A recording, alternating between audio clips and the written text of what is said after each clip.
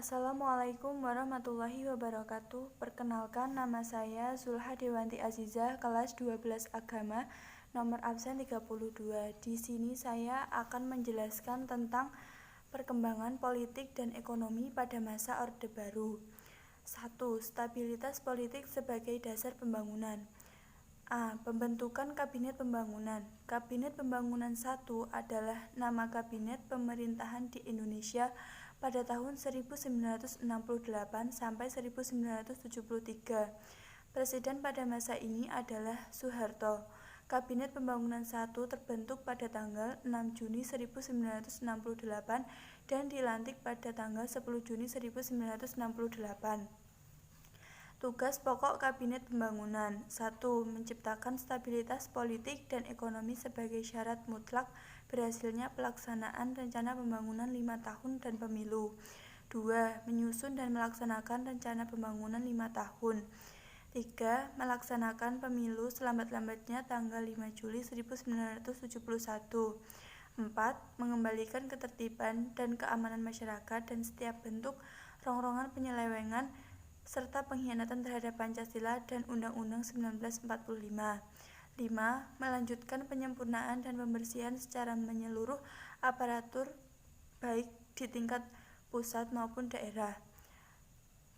B. Pemilihan umum. Pemilu pada masa Orde Baru untuk memilih anggota DPR atau MPR dan DPRD. Pemilu dilakukan dengan sistem perwakilan parlemen. 1. Pemilu tahun 1971. Pemilu ini merupakan pemilu pertama pasca Orde Baru menggantikan demokrasi terpimpin. Organisasi politik yang dapat ikut pemilu adalah parpol, yang pada saat pemilu sudah ada dan diakui mempunyai wakil di DPR atau DPRD. 2. Pemilu tahun 1977. Sebelum dilaksanakan pemilu ini, pemerintah bersama DPR mengeluarkan Undang-Undang Nomor 3 Tahun 1975 yang mengatur mengenai penyederhanaan jumlah partai, sehingga ditetapkan bahwa terdapat 2 partai politik, yaitu P3 dan PDI serta Golkar. Pemungutan suara pemilu tahun 1977 dilakukan 2 Mei tahun 1977. Yang ketiga, pemilu pada tahun 1982. Pemilu ini dilaksanakan pada tanggal 4 Mei tahun 1982. Hasilnya suara Golkar secara nasional meningkat. Yang keempat, pemilu pada tahun 1987. Pemilu ini dilaksanakan pada tanggal 23 April 1987. Hasil dari pemilu ini, P3 mengalami pengurangan kursi dibanding dengan pemilu tahun 1982. Hal ini karena adanya larangan penggunaan asas Islam, karena pemerintah mewajibkan hanya ada satu asas, yaitu Pancasila, dan diubahnya lambang partai dan Ka'bah menjadi bintang. Yang kelima, pemilu tahun 1992. Pemilu ini dilaksanakan pada tanggal 9 Juni 1992. Perolehan suara Golkar kali ini merosot dibandingkan dengan pemilu tahun 1987. Pemilu pada tahun 1997 dilaksanakan pada tanggal 29 Mei 1997. Pemilu ini PDI mengalami kemerosotan suara karena hanya mendapat 11 kursi di DPR, disebabkan karena adanya konflik internal dan terpecah antara PDI Surjadi dan PDI Megawati Soekarno Putri.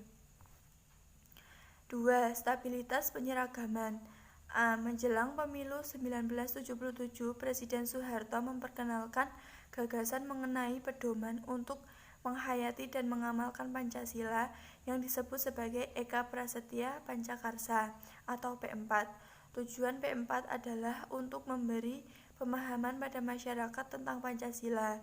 B. Penggabungan atau fusi partai-partai pada permulaan tahun 1973 belum memuaskan Presiden Soeharto untuk mengurangi dan membatasi adanya ideologi lain yang dianggap menghambat pembangunan.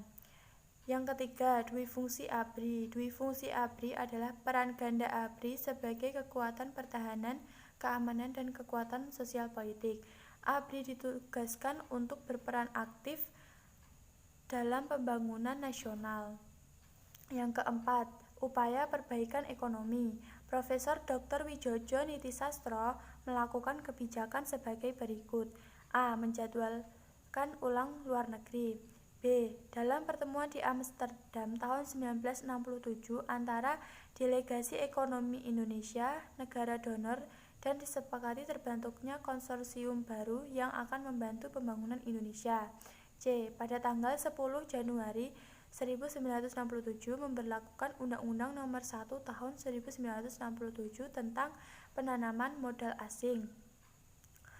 Yang kelima, kebijakan pembangunan Pelita 1 yang dimulai pada tanggal 1 April 1969 dilaksanakan oleh Kabinet Pembangunan 1 dan seluruh rakyat Indonesia.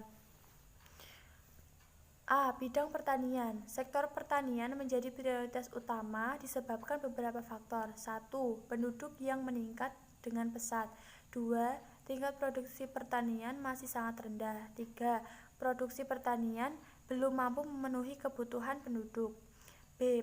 Bidang pendidikan dan kebudayaan. Dalam bidang pendidikan ada 3 program pada masa pemerintahan Orde Baru, yaitu SD Impres, program wajib belajar, dan pembukaan kelompok belajar. Untuk membantu biaya pendidikan, dimunculkan Gerakan Nasional Orang Tua Asuh atau GNOTA melalui instruksi Presiden pada tanggal 29 Mei 1996 di Semarang. Di Indonesia angka buta huruf masih sangat tinggi. Fakta tersebut ditanggapi pemerintah dengan pencanangan penuntasan buta huruf pada tanggal 16 Agustus 1978. Yang C. Bidang kesehatan dan keluarga berencana. Pemerintah Orde Baru berupaya mengendalikan jumlah penduduknya, salah satunya dengan program keluarga berencana. Kunci sukses dari keluarga berencana pada masa Orde Baru adalah terbentuknya perangkat BKKBN, mulai dari pusat hingga daerah di bawah kendali pemerintahan pusat. Sekian dari saya, apabila ada salah kata mohon dimaafkan. Terima kasih. Wassalamualaikum warahmatullahi wabarakatuh.